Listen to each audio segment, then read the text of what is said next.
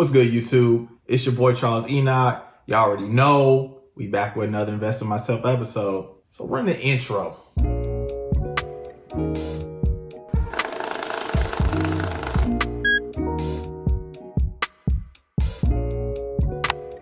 So before we get started, you already know your boy gotta do the YouTube thing. So my personal goal is to reach 10,000 subscribers by the end of this year. I know it's a crazy goal, but it's my goal, so let's make this thing happen. So if you're new to the channel, go ahead, take a little time, hit that subscribe button for me. Also, hit the like button and leave a comment down below. I appreciate anybody that does all three of these things because it does help me reach a higher audience base. So thank you in advance. So today, we're gonna talk about how you can leverage your HELOC to acquire multiple properties. So I'm personally closing on a property in the Kansas City, Missouri area. I'm blessed to find a property under market value in this seller's market. So I know some of you are thinking, why would you buy a house in this current market? Well, the interest rates are slowly starting to climb up, which means you can't borrow as much money as once before. And pretty much, to put it simple, you're being charged for more money that you borrow. So if I can obtain a property before the rates reach their peak, probably by the end of the year, this would be beneficial at an investor standpoint. And this is probably the reason why the market is crazy and swarming with investors like me. So in my particular situation, I was able to pull $175,000 out of my primary home in a form of a HELOC and use that HELOC to pay 20% down on a property in the Kansas City, Missouri area. So today, I want to give you a real example of what my numbers look like in this particular deal. And if I didn't have any other plans with my HELOC money, how I would be able to buy multiple properties using my HELOC if I wanted to. Also, I'll show you how to incorporate velocity banking in my form of thinking when I'm buying these properties. So you already know I got the whiteboard in the back. So let's get down to business. Let's go. All right, so we're on the whiteboard. Let's get down to business with this example here. We're gonna have Leverage Lamar here. Leverage Lamar, we're gonna say his income is $6,000 per month. His expenses are $5,500. Cash flow is gonna be $500, pretty much income minus expenses. What's left over is cash flow. His HELOC is going to be $175,000. Now, Leverage Lamar, he's going to pretty much buy properties, and these properties are realistic to the Kansas City, Missouri area in regards to what I'm pretty much looking for: 3-bedroom, 1-bathroom type of single family homes, right? So we're going to say property is $145,000. The rehab is going to be about $5,000. So usually I'm buying properties that don't really need that much fixing here. So I just kind of rounded it up to $5,000 to be safe in regards to a rehab. So 20% of 150, right? So the down payment is going to be $30K. Now the mortgage is going to be around $700. So right now, my mortgage is locked into 4.35%. The rental calculations in that area for a single family home is $1,200, which the cash flow is going to be $500 here. So again, this is pretty much what my figures are looking like in regards to the mortgage. Now the income and expenses, those are made up. Those are not my real income and expenses, but the properties and how this is calculated and broke down is pretty much currently what I'm dealing with. All right, so we're on the other side of the board, and let's say this was a perfect world that I can get as many rental properties with that same price and that same rehab amount. This is how to leverage and how much you feel comfortable leveraging and risking, right? So we're going to go with example one. Number one means that I'm getting one property, right?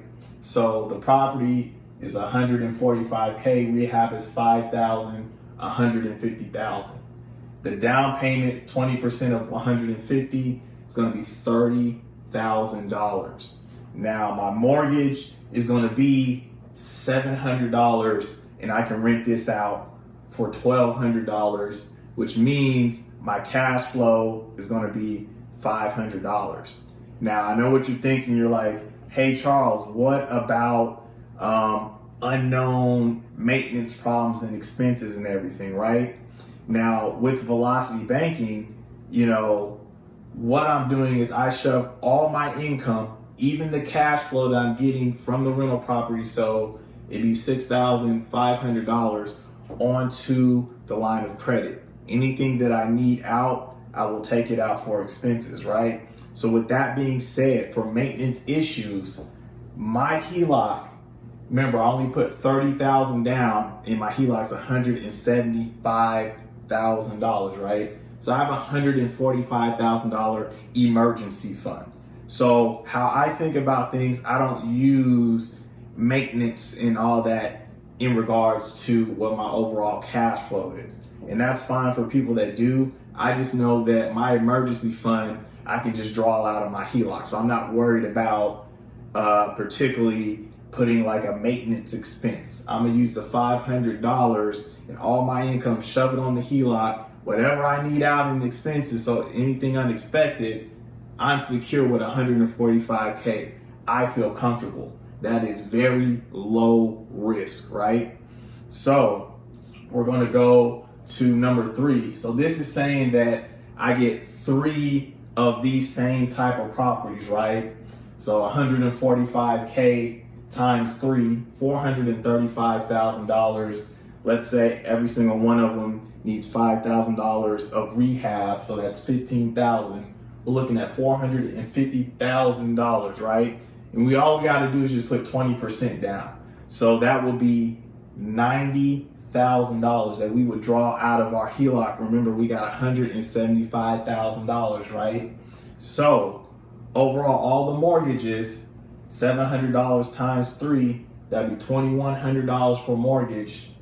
Rent is gonna get $3,600, and then our cash flow is gonna be $1,500. Now, what about all those maintenance problems and things like that? Well, first off, if you're rehabbing, you should be doing a pretty legit rehab where there should be little maintenance going on, right? To begin with. But if things happen, I have $85,000 in my HELOC to work with just in case of emergencies. So again, I'm taking my income of $6,000 plus the $1,500 I'm getting, shoving that into the HELOC, right? So my cash flow, my original cash flow is $500 plus $1,500. I'm getting $2,000 every single month into the HELOC, right? If something happens, I'm just going to draw it out of the HELOC, the maintenance expense. So I look at this as a $1,500 cash flow. This is how pretty much I'm looking at it, doing Velocity Banking, by putting all my money in there on the HELOC and taking pretty much what I need out. So that's a pretty medium risk. Is good. You got $85,000 in emergency funds to work with, right? And again, remember, we are rehabbing the property, so it shouldn't be too much going on with it within, like the first year, right? All right, so let's say that you have very high tolerance and you like to risk it all, right? So let's say that you want 5 of those same properties in that Kansas City, Missouri area, right? So 145K times 5, 725,000. Let's say it needs 5,000 to rehab on all of them, 25,000. That's $750,000. All we got to do is put 20% down. That's $150,000 that we're going to pull out of our $175,000 HELOC, right? So if we think about it, 700 times 5, the mortgages all together total $3,500. The rent is going to be $6,000, right? And then so our cash flow is $2,500. So with this being said, we see that our HELOC, what's left on it is $25,000, and we got 5 properties. It's a big, I wouldn't even want to say gamble, but it's a big investment. You are rehabbing them, so nothing should go wrong, right? But again, $25,000 on 5 properties. Me personally, I couldn't do it, but there are some people that they can make this work. $25,000 in emergency funds. I mean, you're getting $6,000 coming in. Your cash flow is $3,000, and they're able to do this, get multiple properties and maintain them, and shoving all this money into your HELOC. When something happens, again, like maintenance issues, we're gonna just take it out of the HELOC. So with my mortgages, right, it's including the property tax and the insurance rolled in it already. So just know that the mortgage is pretty much including everything but those maintenance issues, right, that you're gonna have. And again, we got the emergency fund. So I hope this was helpful. Again, this is the deal that I'm working on. It should be closed by the end of February. Wish me luck. I'm pretty sure it's gonna go through, but still go ahead and wish me luck. And for those that are investing, you may want to get into it right now before those interest rates get any higher, so you can pay as little as possible and rent these babies out. So what do you guys think about my strategy? Go ahead, hit that like button for me, subscribe to the channel, and just leave a comment about my strategy. Hey, is it good strategy? You think it's a risky strategy? What do you think about it, right? Like always, you guys have a good weekend. Peace out.